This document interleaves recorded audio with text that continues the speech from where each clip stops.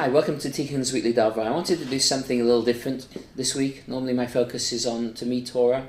The word Torah means Torat Chaim, instructions for living. And I try and focus all the kind of teachings that I do around that. To me, Torah should be very practical, very relatable. It should speak to you right now and give you a sense of how to live in an appropriate manner, in an effective manner, in a manner that will lead you towards more fulfillment. That to me is what Torah is about, and I try and keep that focus when I'm teaching. I just want to do something a little bit different angle today, though. That's not as practical, not as immediately usable, but that to me is very important, a significant point. And that is, it comes up in these portions for me, just the question that arises. The rabbis tell us that Torah has 70 levels of meaning.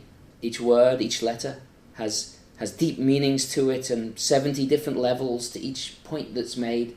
The question that I've always had, and I have, obviously I'm going to share with you my own answer, my own thinking on it, is that if that's the case, let's take a conversation in this week's portion, for example, but many different examples we could give, of Pharaoh having a conversation with Moses. And he, Pharaoh's chatting to Moses. Moses says, let the Jewish people go, and Pharaoh says, no, get lost, in short. So, did Pharaoh, when he was speaking to Moses, we being told, or the rabbis telling us, that Pharaoh had 70 levels of meaning in mind to every letter that he said in that conversation, every single letter of every word? And the same would be true of Moses. God has the ability to put that much meaning. An infinite being can put that much meaning into a book, but I don't believe that human beings can in their day-to-day conversation. So then, either there isn't that meaning in it, because I don't believe Pharaoh could have, or those aren't the words that Pharaoh said. Either of those solutions is a little bit disconcerting for somebody who believes in the accuracy and the complete truth of Torah. To me, here's how I understand it, and other people might see it differently, and I'm always open to that possibility. But my understanding is that when the Torah communicates to us the conversation that Pharaoh had with Moses, that is not necessarily, if you'd have been a fly on the wall listening to that conversation, if you could have a video of the conversation they had, it's not necessarily the words they would have said, but it was the sentiments that they wanted to convey. Pharaoh had something deep within his soul that he wanted to convey to Moses. It wasn't a very healthy thing, it wasn't a particularly positive thing, but it was something coming from a deep place within him.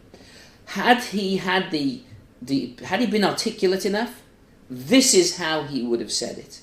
This was the exact point that Pharaoh wanted to say. In other words, Pharaoh would have said a whole lot of waffle, and if you'd have said to him, well, here's what the Torah says, how about that? In 2 sentences, Pharaoh would have said, yeah, that is what I'm trying to say. That is my point over there. I wish I could have said it so simply. I wish I could have said it so succinctly. And the same would be true of Moses when he's speaking, and the same would be true of every particular individual in the Torah.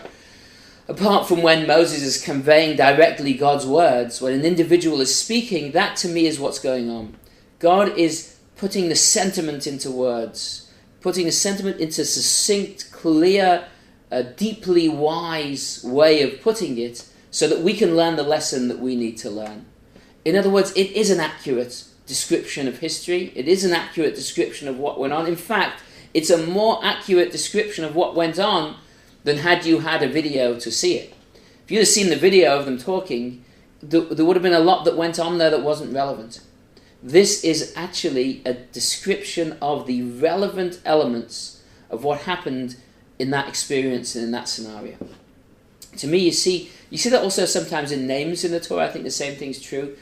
There's a guy in the Torah called Chamor, which means a donkey. Who's going to name their kid Donkey? There's the spies that go to Eretz Yisrael. They all have wild and crazy names. One of them being, for example, Putiel. He fattened calves to idol worship. Again, what self-respecting Jewish parents are going to name their kid that? Doesn't make any sense. Again, the Torah to me is not giving a name. Parents gave him the name John. Parents gave him the name Jack, Christopher, whatever it might have been, maybe not Christopher. But the Torah is defining his essence in that name. This is who the human being was. This describes him. This describes who he is. He wasn't maybe called that. Now that's not someone like Moses when the Torah says this is how he was named, or someone like Abraham who God gave him his name. That was his name. That was the name that was used as well. But when the Torah doesn't, when the Torah just says the name, to me, it's not necessarily the given name. It's perhaps the name that the Torah is using to define the essence of the person. And it all boils down to one thing, and it all comes back to the same point. The point is that we shouldn't get distracted. The Torah is not a history book. It's not a book to give us information, to give us historical information, to historical facts. It's there to teach us wisdom. It's there to teach us how to be better human beings, how to become godly, how to relate to God, how to relate to others, how to relate to ourselves in the most effective and positive and meaningful way. That's the message that it's trying to convey. And to me, these ideas and these elements are pointing us in that direction. Let's not get caught up in the details. Only in as much as the details can help us to understand our lives better, are they relevant and are they useful for us. If they don't, then let's not get distracted by them. To me, Torah is there to help us become the greatest and most godly human beings that we can be. If we learn it in that way, it has the ability to lift us to those heights and to lead us in that direction.